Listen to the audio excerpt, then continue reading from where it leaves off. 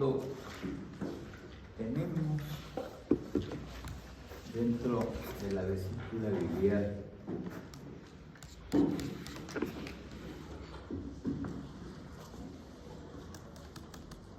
los litos, unos ovarios, que de alguna manera compriman y o obstruyan el cístico. Yo puedo tener una piedra grande aquí en el bacinete y esto empujar y tapar, o puedo tener uno que está en la puerta y tapar de cualquier manera. Uno de los eventos que vimos el otro día es que reacciona la vesícula contrayéndose, generando un cólico biliar. Lamentablemente no siempre es así. Otras veces este problema de la obstrucción de la vesícula produce una alteración fisicoquímica dentro de la mucosa de la vesícula. Produce una alteración, un proceso inflamatorio. Muchas gracias.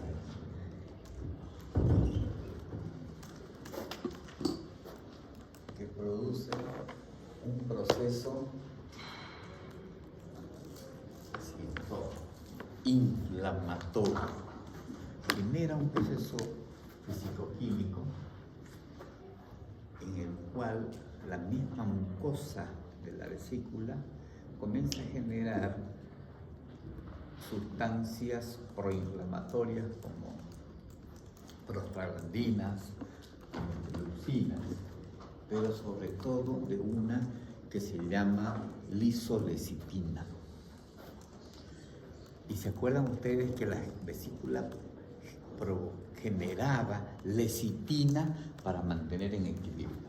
Bueno, esta otra es lisolecitina, o sea, yo la destruyo a esa lecitina, que es una protectora de la mucosa de la vesícula y la cual la hace vulnerable a los otros elementos proinflamatorios.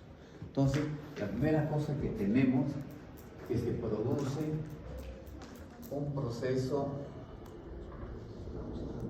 inflamatorio. ¿De dónde? De la mucosa de la vesícula biliar. ¿Cómo responde la vesícula biliar ante un proceso inflamatorio?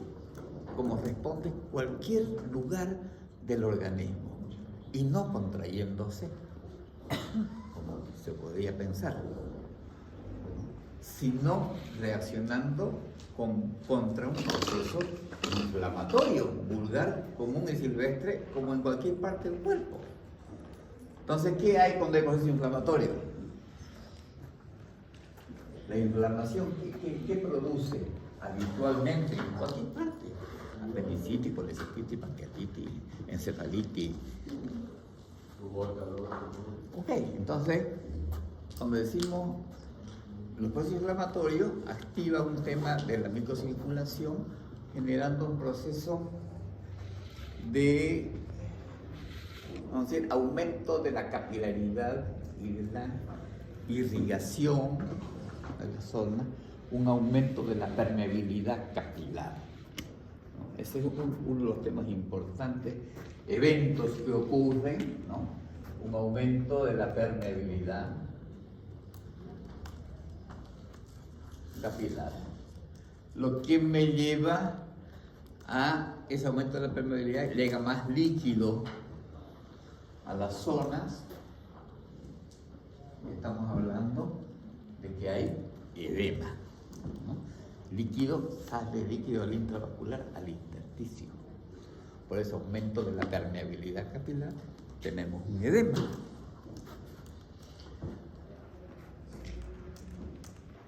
Este proceso inicial hace que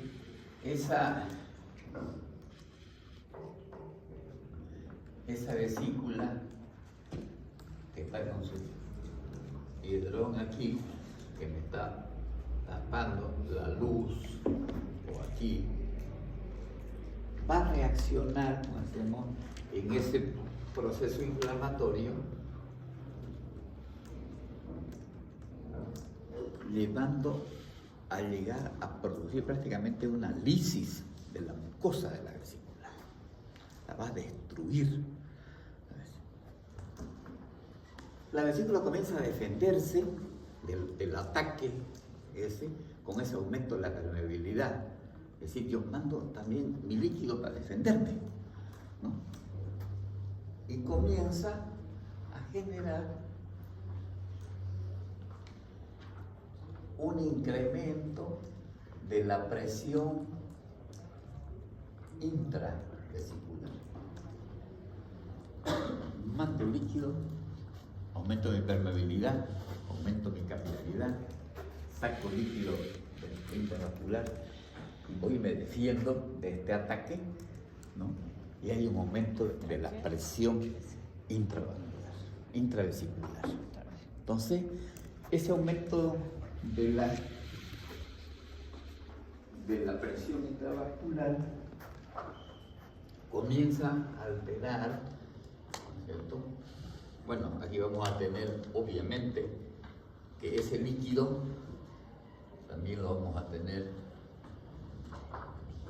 en la pared, ¿no? La pared va a estar edematizada también. Y como hay un aumento de la presión, también el líquido, de alguna manera, comienza a salir hacia afuera de la vesícula, a extravasarlo de adentro, ¿sí? Y viene, además, en este proceso inflamatorio, en un sistema canalicular cerrado, además de este tema, se suma un proceso infeccioso. Las bacterias siempre están presentes y donde está cerrado, allí voy y me meto. Entonces tengo un foco séptico además.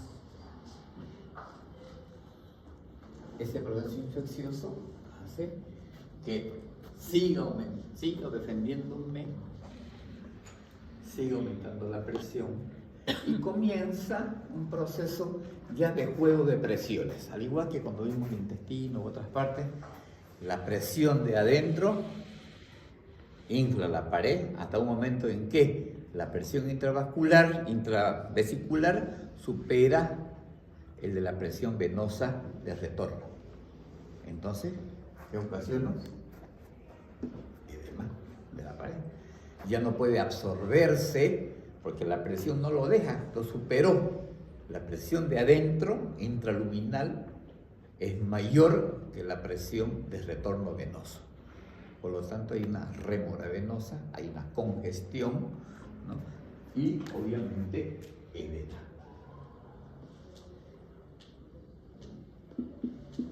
Congestión, edema. Si eso continúa, la presión dentro de la vesícula va a superar a la presión capilar arterial irrigadora de la pared de la vesícula. Y me va a generar, ¿qué cosa? Primero, edema, porque aumenta, es mayor que la presión venosa. Pero si esta presión es mayor que la presión arterial que irriga, ¿qué me va a generar? Isquemia.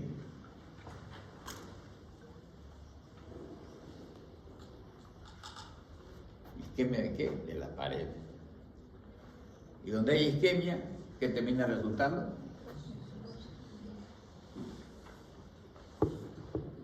Perforación. O sea, necrosis.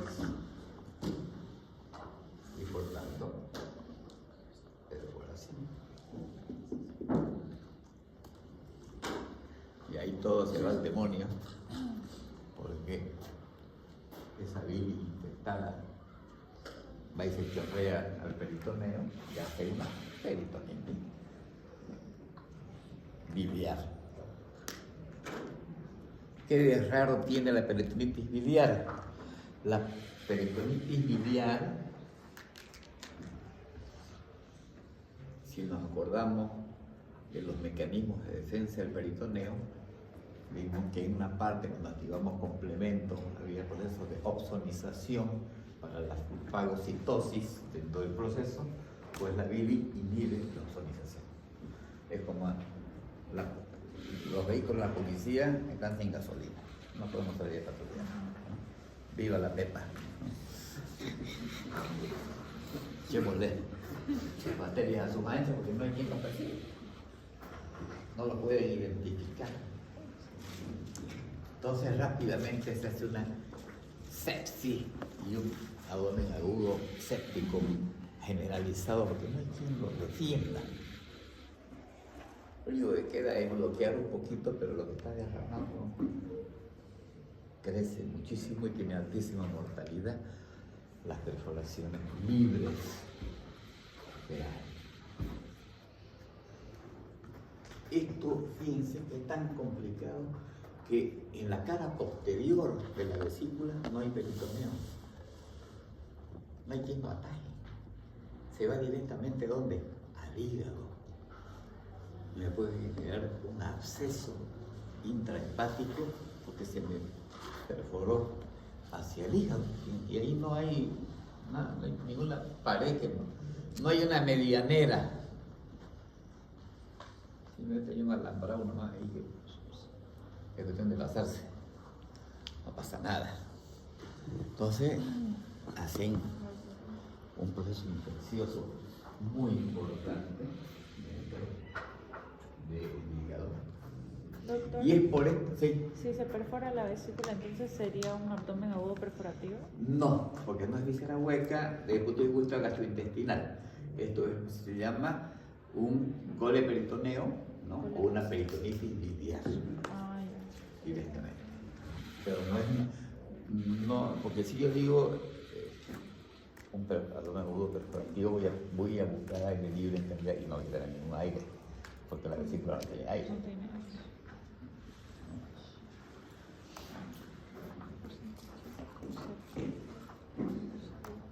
Entonces uno, después de esto, dice, bueno, esta es la película, lo que pasa ahí adentro, pero eso medio que no lo veo.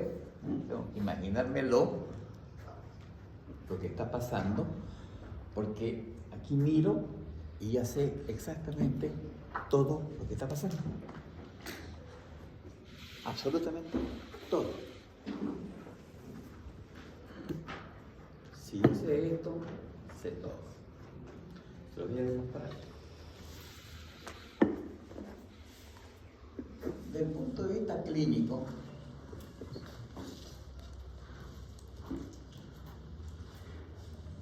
vamos a tener dolor abdominal.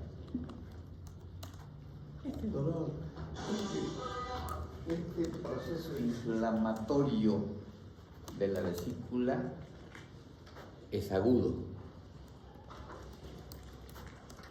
Es un proceso agudo, rapidísimo. Por lo tanto, es súbito. Ajá. Si se hubiese contraído, fácil sería la respuesta. Pero aquí no se dicta, no se ha contraído, al contrario, se ha distendido. Permanente. Por lo tanto, el dolor Permanente. será permanente. Ya dijimos, las vísceras huecas, cuando se contraen son cólicos, cuando se distienden o tienen isquemia, son permanentes. Aquí tenemos dos motivos por los cuales es permanente. Por distensión y por izquierda. Entonces, permanente. Localizada en abdomen superior, más frecuentemente en el hipocondrio derecho. Con irradiación al epigastrio, al hombro o a región subescapular derecha. Radiación en el brazo.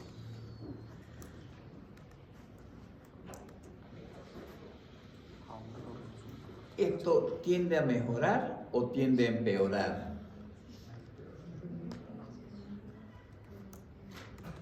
Tiene una evolución desfavorable, empeora. No mejora. Si lo dejo, empeora. Sigo viendo, cada vez me siento peor. Y me siento peor porque ya hay un proceso infeccioso por detrás.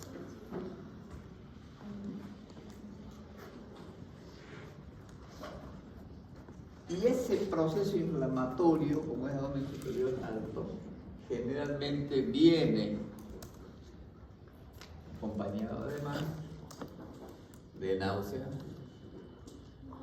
de vómitos, que son posteriores al dolor y que no modifican ni mejoran el dolor, al contrario, lo empeoran por la fuerza que necesita para el vómito.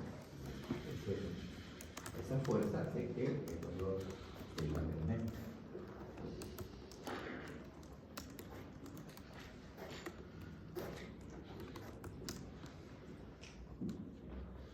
Si yo digo, y bueno, ¿y dónde está esto? Pues tiene una localización que está aquí.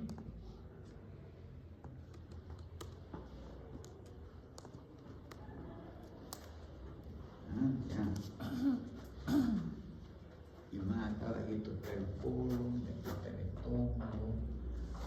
Está medio bien bloqueadito la zona.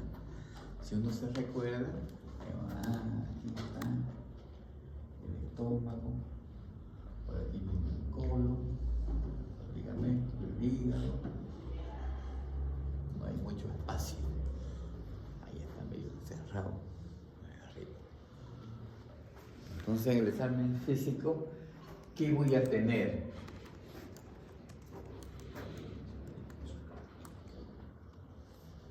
Fiebre.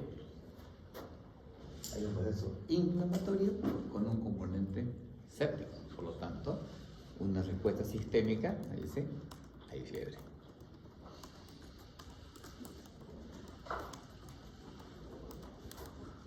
En el abdomen, ¿qué voy a tener? A la inspección, nada. A la ocultación, fluido positivo. Nada. Los chinchurritos están tranquilos allá abajo, nadie los molesta. Vamos a la palpación. ¿Qué vamos a tener? Dolor Dolor. ¿Dónde? en el punto cístico. Aquí. En esta zona. En el punto cístico. En el reborde del hemisferio clavicular con el reborde costal. Me duele porque se está inflamado, está intocable. Ok. Puedo tener vesícula palpable. Más o menos en un 20-25% de los casos es posible palpar la vesícula aumentada de tamaño. Entonces, masa, tensa, elástica, localizada, vertical, poco móvil, pero tiene movimiento, acompaña movimientos respiratorios y es dolorosa a la palpación. Por lo tanto, puedo tener a la palpación defensa muscular, porque me va a doler, metiendo su dedo.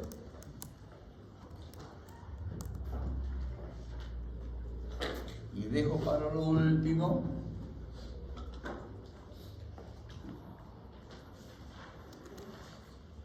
maniobra de Murphy como una expresión dolorosa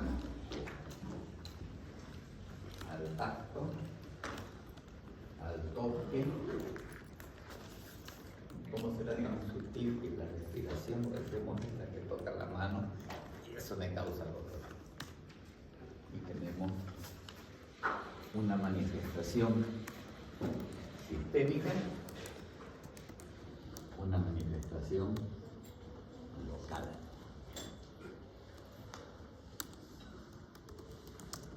¿Hasta ahí estamos? No hay ninguna novedad porque estoy simplemente extrapolando lo que está sucediendo y cómo se manifiesta clínicamente el proceso. Entonces, continúo y digo, pero necesito tener mis tres elementos. Con esa clínica, paciente que presenta dolor súbito, permanente, hipocondrio derecho, de alta intensidad, voy a poner aquí el dolor. Aquí es muy importante la intensidad, porque duele mucho, de alta intensidad, condrio derecho, que presenta fiebre. Y a la palpación hay signos locales que me evidencian de que en la zona donde está la vesícula hay algo. Si se palpa, mayor razón, pero si no se palpa, igual puedo tener defensa y puedo tener maniobra muy positiva como una señal de que ese órgano está inflamado y me causa dolor. Entonces, le vamos a pedir el segundo elemento, que es el laboratorio.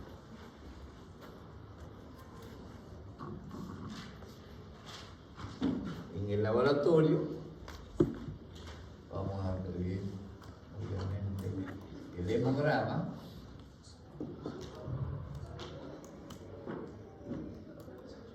para evidenciar una leucocitosis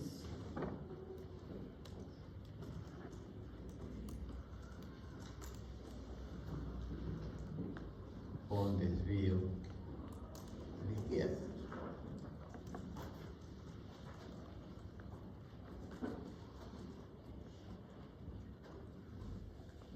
Y en el laboratorio también podemos pedir una proteína C reactiva, que es un mediador químico no específico de procesos inflamatorios infecciosos. La PCR va a estar elevada. Podemos pedir también clínicamente, en pocos casos,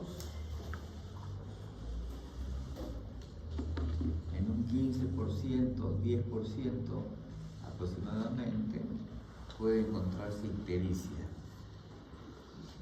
Y ahí comienza mi discusión, mi duda, es decir, bueno, esto puede ser obstructivo, al final es una coleocolitiasis, una colecistitis, ¿por qué? Y lo que pasa es esto. Esto puede ser así, y el cálculo de estar aquí, y este cálculo me está empujando mi colédomo, o por los procesos inflamatorios, los ganglios císticos pericoledocianos se inflaman también por la infección y pueden comprimir y causar ictericia. O puedo generar un absceso hepático y ese absceso hepático puede generar una ictericia. No es común, pero puede darse. Simula como si fuese una estructura, pero la estructura no es tan aparatosa así como nos está presentando este cuadro. Cuando si hubiese ictericia, pues obviamente tendré que pedir bilirrubinas para ver dónde están, cuál está aumentada, la potasio alcalina, lo habitual, ¿no es cierto? Para fines de diagnóstico de referencia que ya vamos a ver. Y ahí viene la ecografía. ¿Cuál sería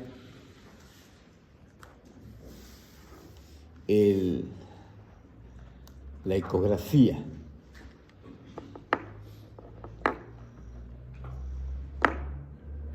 ¿Cómo sería la ecografía? ¿Cómo?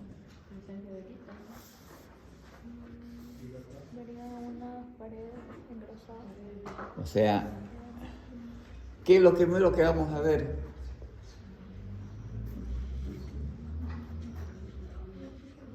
¿Qué vamos a ver? ¿La vesícula está? Vesícula aumentada de tamaño. ¿Dónde? Aquí. Ya dijimos. Mayor a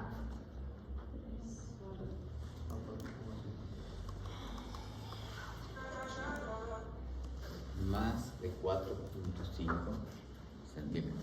Porque dijimos que está tensa. Se ha defendido echando líquido. Está tensa, está gorda. Después le dijimos al ecografista, mire la pared. ¿Cómo están las paredes? Engrosadas. Están engrosadas. Y edematizadas, quizás. Están engrosadas. La pared está engrosada más de 3 milímetros, pero es una pared que tiene edema.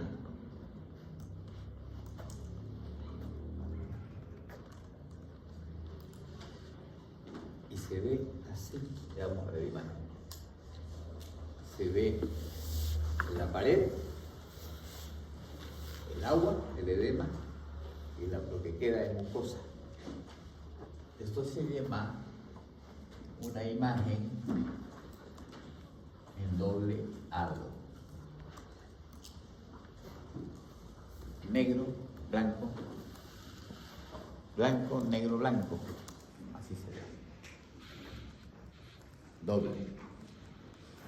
Eso me está diciendo que hay edema. Ya lo dijimos, en edema.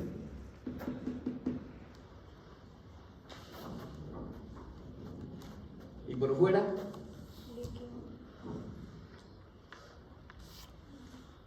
tiene líquido perivesicular.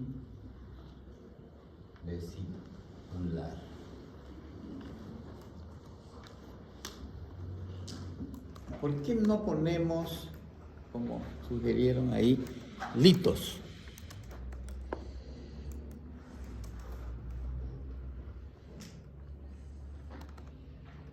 Simplemente porque la colecistitis aguda puede ser litiásica o alitiásica. Y el patrón ecográfico es el mismo. Solo que al final uno puede decir, además, se encuentra imagen hiperrefringente con sombra acústica posterior. O sea, que la causa de esa colecistitis aguda es litiásica. Pero si no la encuentro, es alitiásica y sigue siendo colecistitis aguda. Por eso es que no forma parte del patrón ecográfico la presencia o ausencia de litiasis.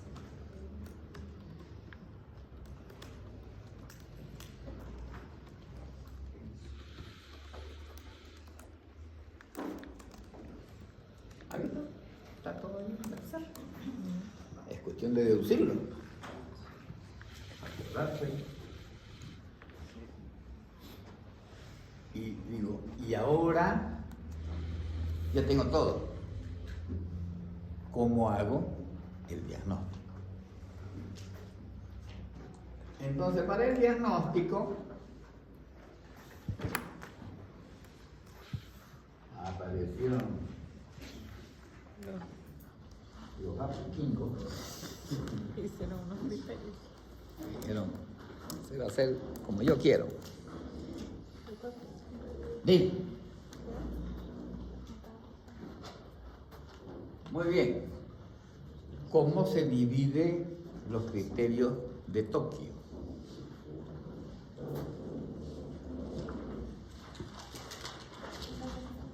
A, B, C, D. Va, A, B, C. Tiene tres grupos de criterios. Tiene un criterio, ¿cómo se llama? Signos locales de inflamación. Locales. Obviamente, inflamación local. Sistémico. Signos sistémicos. Y los de imagen. Y imagen. No nos está diciendo ninguna novedad. Ya lo sabíamos de las tres cosas. ¿Cuáles son las locales que ellos ponderan más dentro de la evidencia como signos claves locales? Signo de Murphy. ¿Ah? Signo de Murphy. El signo de Murphy, Una masa, dolores, Defensa del la hipocondrio. defensa o punto doloroso, ¿no? Y masa. O sea, O sea, si dice signo de Murphy es lo mismo que maniobra de Murphy. sí, ellos lo ponen como signo de Murphy y en realidad es una maniobra. Ah, ya. Entonces no es Murphy positivo. No es punto signo doloroso, sino maniobra de Murphy. Ya. Entonces tenemos lo mismo, ¿no? Entonces, ¿quién nos dice? Dolor en el hipocondrio derecho, la masa dolorosa, que es no solo, la maniobra de Murphy positiva,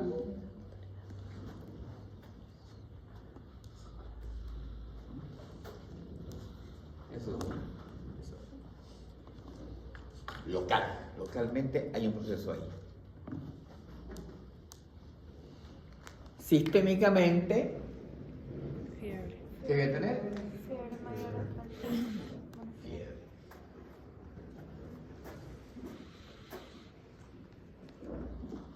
Porque la fiebre es una manifestación sistémica, no se olviden que es parte del síndrome de respuesta inflamatoria sistémico. Fiebre.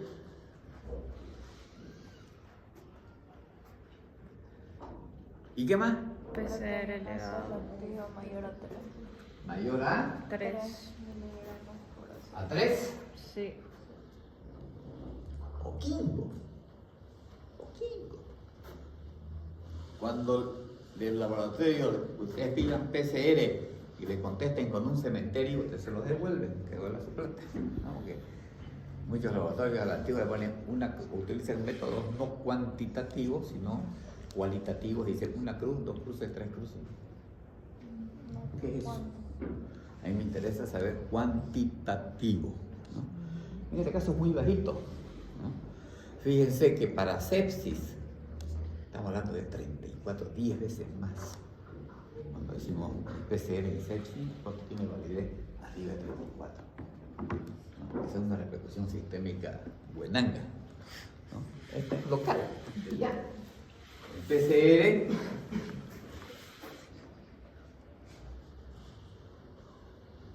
recibe 3.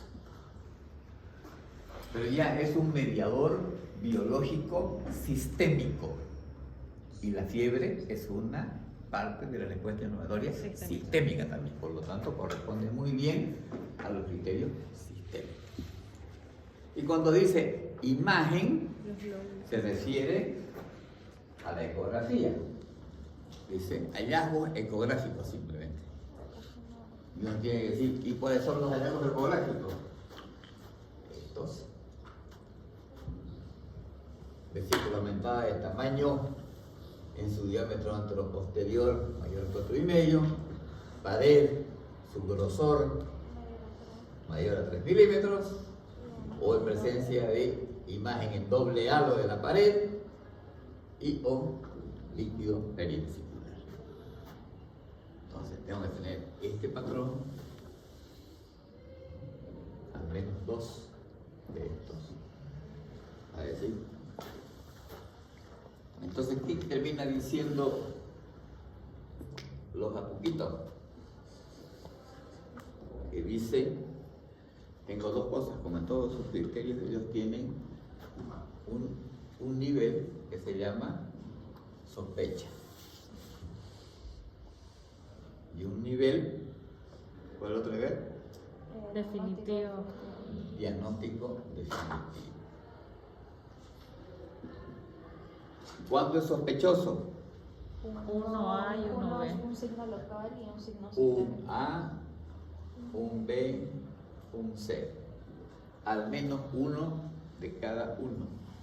No, Perdón. sospecha No, de uno uno A, y uno B. Sí. Uno A y uno B. La sospecha, claro, la sospecha la hago con la clínica y el laboratorio.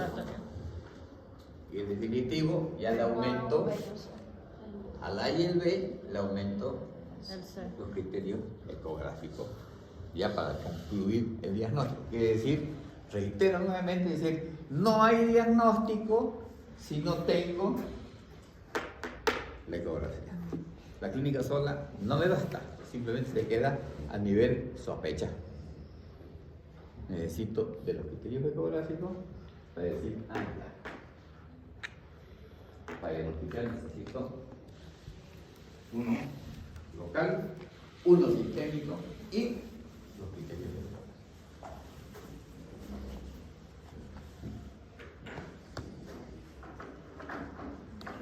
¿Cuál es el chiste? El multiecográfico. Es verdad.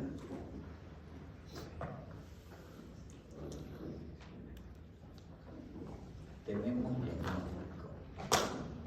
¿Hay alguna duda?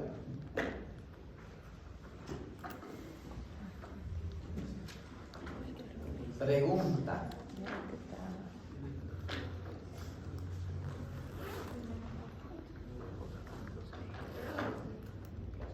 ¿Será que yo me puedo confundir con un cólico biliar? Con cólico biliar. ¿Esto? El dolor es diferente. El cólico El cólico, el dolor cólico. Es que la clínica también es diferente. Y El laboratorio también. Si uno dice, La imagen también. ¿puedo confundir chorizo con morcilla?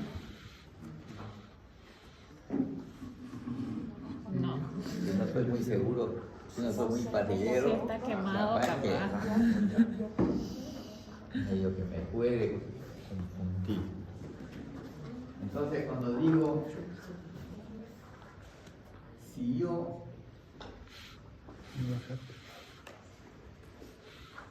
comparo colecistitis aguda con cólico biliar, lo primero que tengo que saber es, yo solamente puedo comparar cosas en las cuales tienen algo en común. Algo en común. ¿Qué comparten? dolor en hipocondrio. Dolor abdominal. Ambos. dolor abdominal súbito, ambos. Dolor abdominal localizado en el hipocón derecho, ambos. Irradiados a epigastrio, hombro y subescapular, ambos. Náuseas y vómitos, ambos. Ah, habían tenido hartas cosas que comparten. Entonces, ¿me puedo confundir? Claro que me puedo confundir. Entonces, vamos a ver qué cosas las difieren. Entonces digo, el dolor abdominal, aquí es cólico y aquí es permanente.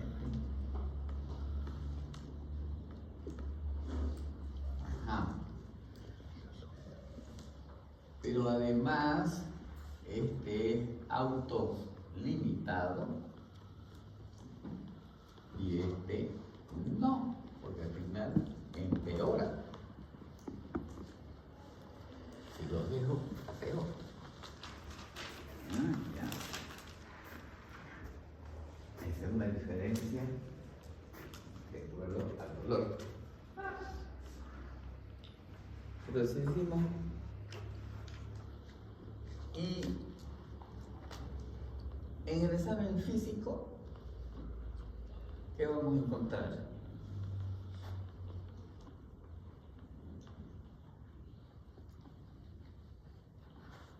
¿Qué vamos a encontrar en el examen físico con el cólico biliar? Nada. Y aquí tenemos ¿qué? Fiebre, dolor a la palpación, Murphy positivo. ¿Ah? Podemos encontrar vesícula palpable, defensa. Ah, ya va cambiando la situación. ¿Ya? Bien. Y si decimos, ¿y su laboratorio? ¿Qué hay aquí? Nada.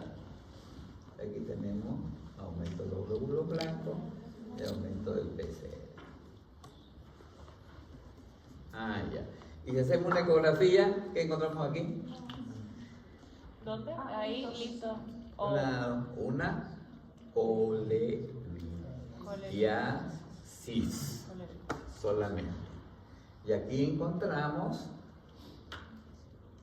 por eso allá, aumento del anterior posterior mayor a 4.5, la pared mayor a 3 milímetros, el doble halo y el líquido perivesicular. Ah, ya habían sido diferentes. Pero ¿cuál es el tema? Que tengo que examinarlo al paciente, pues. Sin examen, difícil hacer la separación de uno que el otro. Puedo tener la dudita a veces en el tema del dolor, porque los dos son intensos, ¿no? Y a veces el paciente no sabe diferenciar entre calma, no calma. A veces puede causar problemas. Entonces, siempre que yo quiera hacer diagnóstico diferencial, lo mejor es hacer comparación para poder decir qué cosas comparten y cuáles cosas difieren. Y cuando digo difieren, estoy diciendo diagnóstico diferencial. Se diferencian por estos criterios, aunque comparten muchos remedios.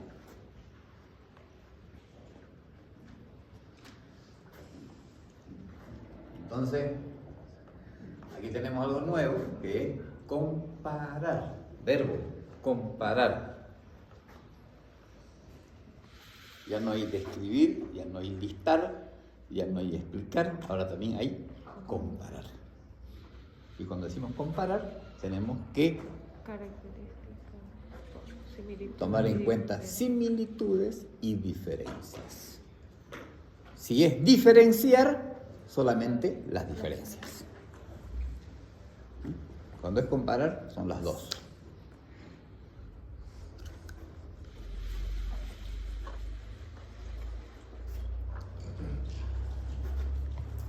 podemos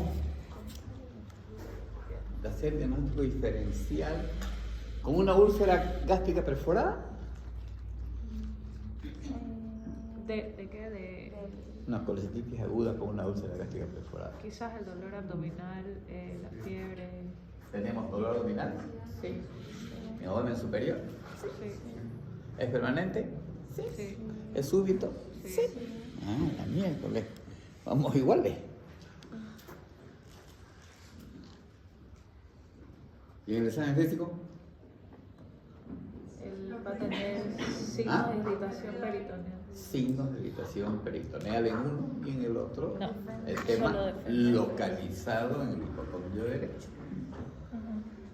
Pero a veces hay una mala pasada, porque esa úlcera se bloquea y me hace un matete en las dos ilíacas derechas también, en el hipocondrio derecho. Me matetea ahí, todo bloquea en esa salida. ¿Qué es matete? Y voy a pedir laboratorio. Y voy a encontrar también leucocitosis y también PCR aumentado. La ecografía. Y voy a hacer una ecografía. Radiografía, no hay. De La mujer ecografía, por esa casualidad, Kenda dice que tiene úlcera, pero tiene litiasis vesicular y la tiene nomás, pues, ¿no? Y no pasa nada, pero no tiene aire libre en realidad. El neumoperitoneo me hace la diferencia. Pero la diferencia clínica fundamental es signos de irritación peritoneal, que el otro no lo tiene. Entonces siempre tengo que pensar en cuál es el común, qué cosas le pueden diferenciar. Está dentro de los diagnósticos frecuentes de la pancreatitis aguda. Bien, dolor súbito de altísima intensidad en abdomen superior, náuseas, vómitos. Este es más vomitón, pero bueno. La colestitis también puede vomitar. amilasa. Doctor, y una colestitis aguda ya complicada, o sea, si se perfora, también puede causar síndrome de Eso peritoneal. ya estamos hablando ya de otra cosa. Eso ya es una peritonitis biliar. Eso ya. Ahí ya no hay mucho. Ahí directamente uno va a decir, esto se opera porque tiene. ¿Y qué es? ¿Será una úlcera? ¿Será una.? No sé qué será, pero hay que ver. Y ese es un diagnóstico ya prácticamente intraoperatorio. ¿No? Es difícil ya clínicamente hacer diagnóstico. Pero hablamos de la pancreatitis y voy a pedir la milasa, ¿no? Por 3, la milasa. No va a haber aire y en la ecografía voy a encontrar edema pancreático, aumentado tamaño, porque puede haber lamentablemente colecisto pancreatitis que se mezclan las dos y complican.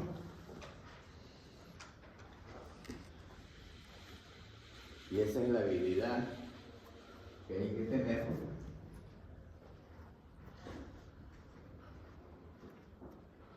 Ahí busquen en internet si hay el libro Pensamiento Lateral del autor Edward de Bono. Tiene que haber.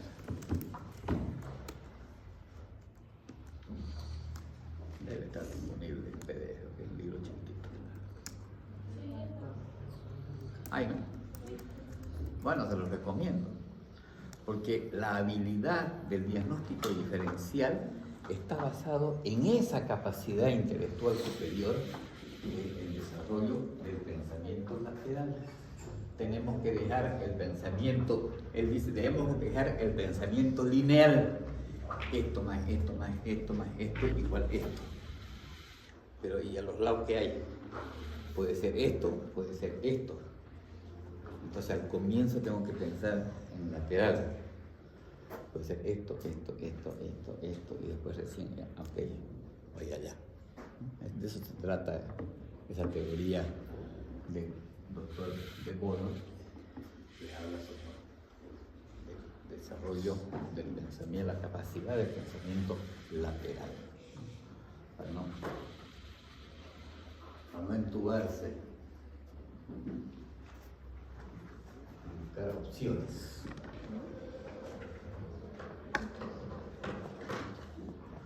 Bien, ya tenemos diagnóstico. ¿Qué vamos a hacer con el paciente?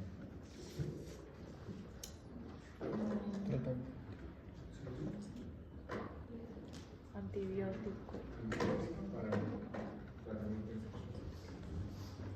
Damos antibiótico.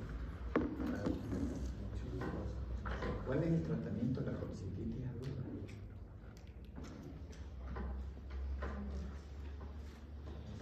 Primero hay que ver la etiología de... Ya le hicimos la ecografía, ya nos dijo que tenía. ¿Pero es litiásica? Puede ser litiásica. El 90%, ¿qué? 95% es litiásica. Vamos a ver. Hay que hacer la colicitectomía. Pero en colicitis aguda, rara vez uno sube a las 3 de la mañana a hacer una colicitectomía o una colicitis aguda. No es una emergencia absoluta, es una emergencia diferida. Es más, las recomendaciones dicen antes de las 72 horas debería operarse. Se queda, ¿no? Un buen margen de tiempo para que acomodes tu existencia y podrás valorar al paciente clínicamente. Su parte cardiológica, hace todo su laboratorio, tranquilo, con calma. Y mientras tanto, vamos a hacer nuestro manejo inicial. Entonces uno dice, el paciente está vomitando. No quiero que vomite, quiero que no coma nada, no estimular nada. NPO. Es que está vomitando mucho.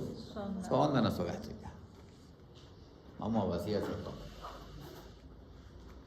Como está en NPO, necesito administrar líquidos para enterar. Entonces ahí recurriré a la solución fisiológica, la solución Ringer, la solución glucosada, administrando la cantidad de líquidos necesarios, alrededor de unos 4.000, más o menos.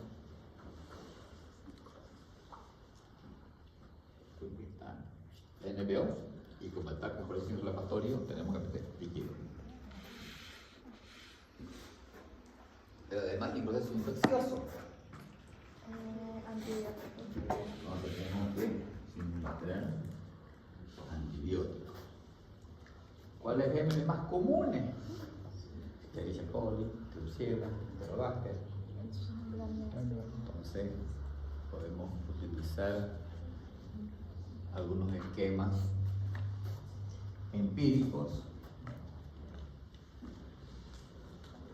con inolonas sola o con metronidazol, si el caso es,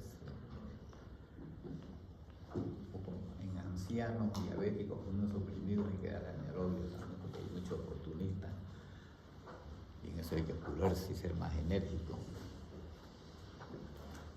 Puedo utilizar ceftriaxona con una aminoglucosa y una micacina, por ejemplo, quinolona sola, pero tengo que dar antibióticos en buena cantidad y va a depender mucho de qué, de la edad del paciente, del estado sistémico del paciente, cuántos gramos tiene. No lo mismo 10.000 que 18.000, que 25.000. Tiene mucha fiebre, tiene un vesiculón de este vuelo que estoy tocando. Ahí hay una bolsa que puede terminar mal. Tengo que ver si el paciente es diabético, tengo que apurarme. Si el paciente es inmunosuprimido, tengo que apurarme. No puedo perder mucho tiempo. Y estoy hablando de un paciente en sepsis. Hay que diferenciar el paciente séptico o no séptico. ¿Qué más? No lo deja grito. Hágale su analgésico. Utilizar paracetamol endovenoso, utilizar ketoprofeno a goteo, utilizar ketorol, puede combinar ketorol con ketoprofeno. Mientras lo prepara en 72 horas para dejarlo listo para que se opere.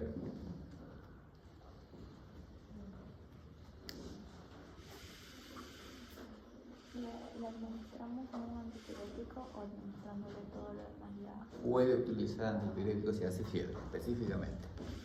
Además, O sea, el paciente... porque los ketoprofenos no me sirven mucho para la fiebre. Pero estoy usando paracetamol endovenoso, sí me sirve. Entonces, si utilizo ketoprofeno, entonces tener un dioxadol en el bolsillo para PRN en caso de fiebre. Puedo tener. Entonces, Se el paciente observa. está con signos de respuesta inflamatoria sistémica, ¿no? Generalmente sí, Sí. con mayor o menor grado. Ah, ya. Ahora hay ciertas situaciones en esta evolución, aquí podemos decir, ¿quién gana la pelea? ¿Quién gana la batalla? Si gana la batalla las bacterias, vamos a tener las complicaciones. Esto se llena de pus y tenemos un piocolecisto. Entonces vamos a ver en la ecografía un líquido denso, membranoso, diferente a la vida. Se nos meten anaerobios y podemos tener una gangrena vesicular. Aire dentro de la vesícula. Hay un productor de aire grave, gravísimo el caso. Ahí no puedo esperar 72 horas, tengo que ser inmediato. Gangrena vesicular. ¿Y si gana? ¿Y si gana la vesícula? ¿La pelea?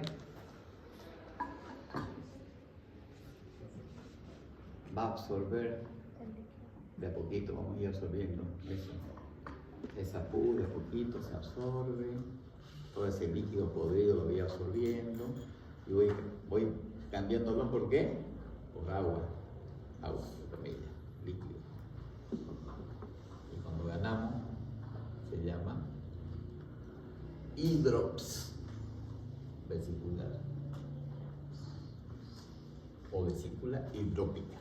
Hidrópica de agua, porque la vemos la vesícula cuando entramos a operar, vesícula tensa, grande, y cuando la funcionamos, cuando la abrimos es agua, clarita, no hay poco, ni vive, ni nada, líquido, claro, como el agua.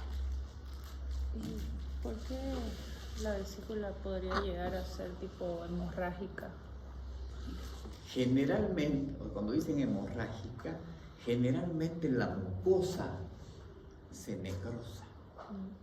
Y esa mucosa negra se deposita ahí en medio de la vesícula, y eso es lo que hace, si fuera hemorrágico, porque está con vasodilatación, está muy vascularizado, y eso se necrosa y se cae adentro.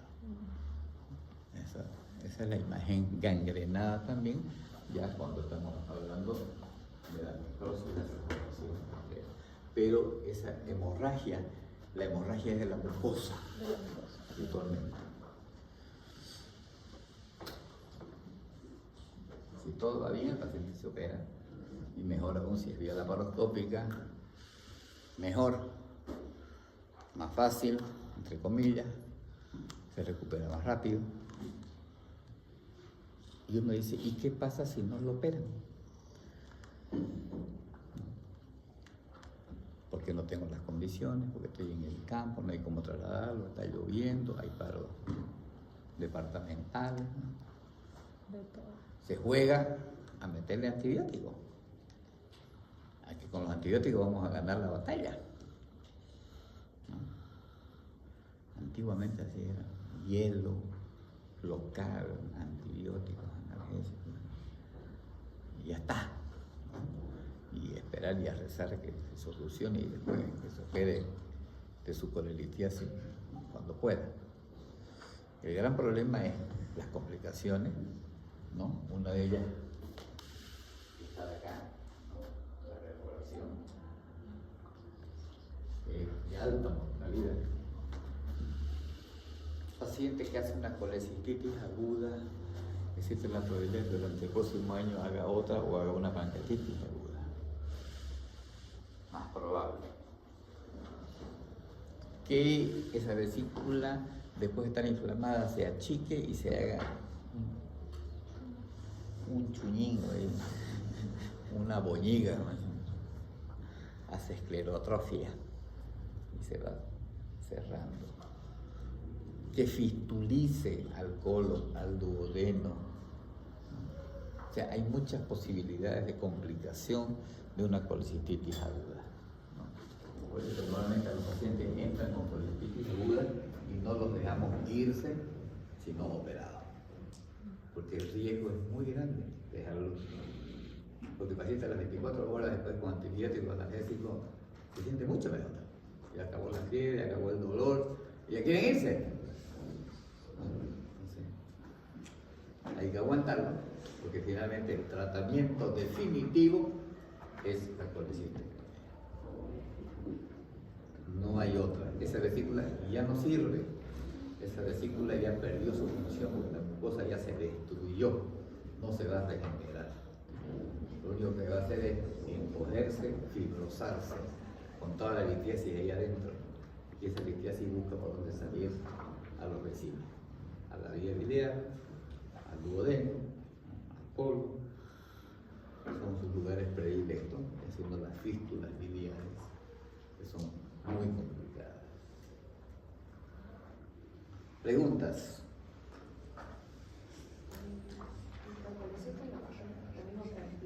¿Cómo? El piocolecito es un empiema vesicular. Empiema vesicular. ¿Por qué empiema? ¿Cuántos empiemas conocen?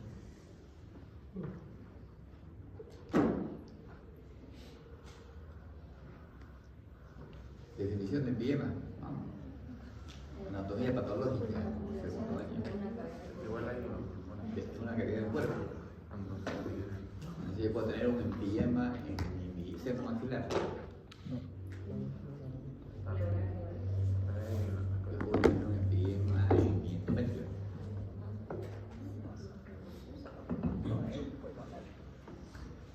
Tengo una cavidad Una cavidad.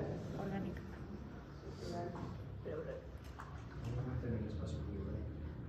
El espacio pleural tiene algo en común con la vesícula. Si no, no sería empiema pleural. Por algo debe ser empiema pleural y este también empiema vesicular.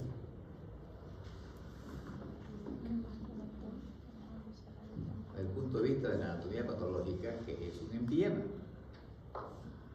una acumulación de pus ¿De pus dónde? Cualquier espacio. en la cavidad corporal. En una cavidad, en cualquier cavidad corporal. Está mal. Eso dice. Porque si la pus está en el coledo, pues no va a ser un empiema coledociano, no existe. Y es una cavidad. Debe ser que esté en el colegio.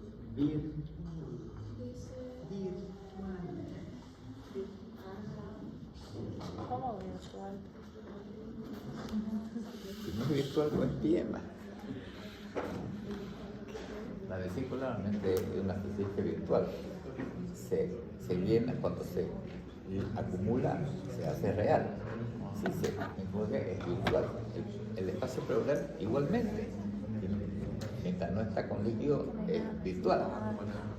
Un derrame pleural, ¿no? Lo hace real. Pero normalmente no existe esta cavidad. En avión.